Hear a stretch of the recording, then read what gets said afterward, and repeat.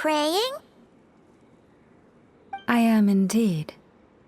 For the moment I was born, my people exclaimed, "Behold, eyes like the moonlit tide, antlers like the crescent moon, and blood that glimmers silver as the moon's reflection."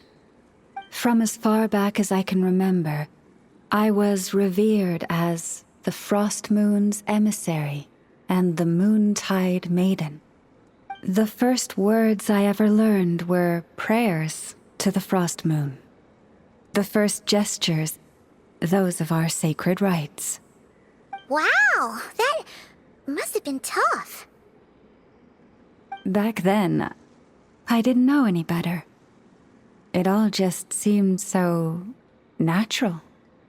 The Frost Moon Scion's bloodline has long since begun to run thin. Nowadays, even those of us with antlers are few and far between, let alone those attuned to the power of Kuvaki. But I...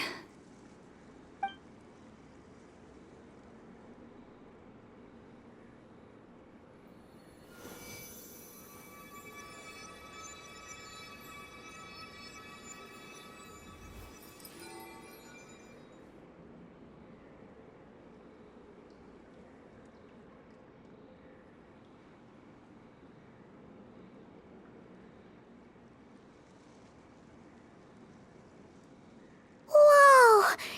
Your antlers are so pretty. They say it's an extraordinarily rare condition. Once in a century, if that. I am unusually sensitive to the moonlight, as well as to the Kuvaki's ebb and flow. As a child, I could barely sleep because of it. Oh no! It was that serious? To others, fluctuations in Kuvaki are something you easily get used to, like a gentle tide lapping away at the shore. But to me, that same tide is a towering tsunami, a surging swell crashing against me. Of course, as the years went by, I learned how to suppress my senses and my power, enough to keep it all from overwhelming me. But because of that, I also had to walk the path of concealment. Concealment?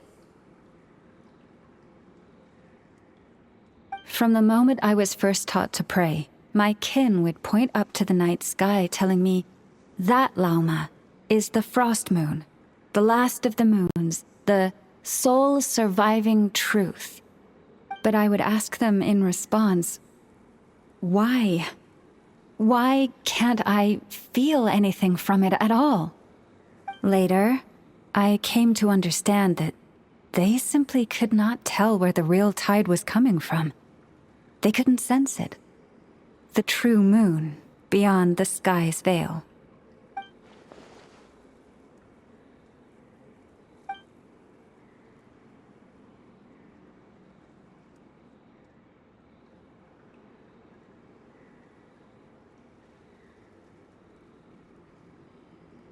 The moon is false.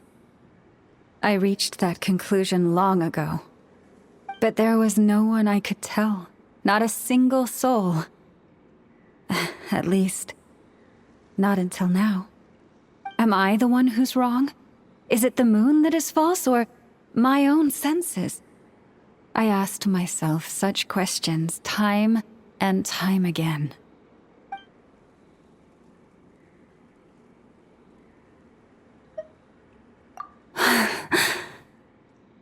Thank you.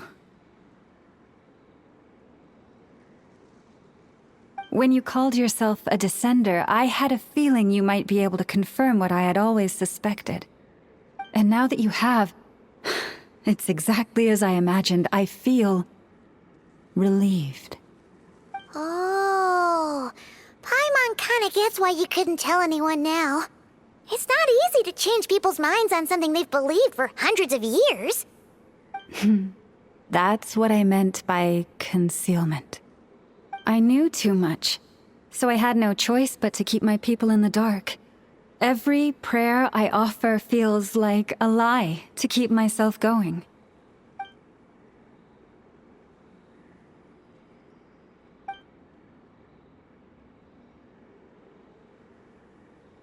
You've already met our Kutar, haven't you? Huh? When was that? And, more importantly, when were you planning on telling Paimon? Ah, no wonder. What did you think of her?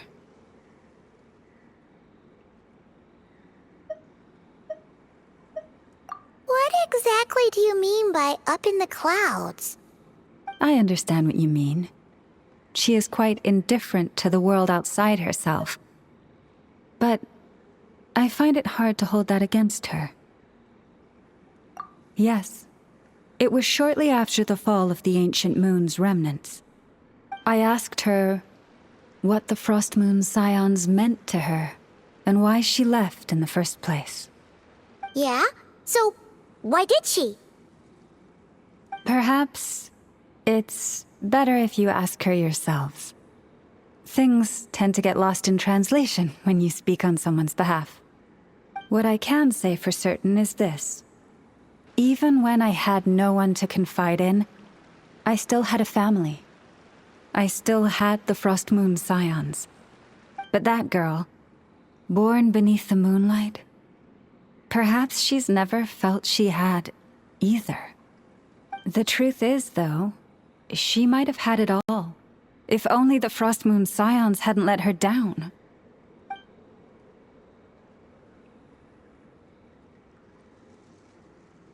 The Frost Moon Scions now walk a path of error. They offer their prayers to a false moon, and to a goddess who can no longer answer them.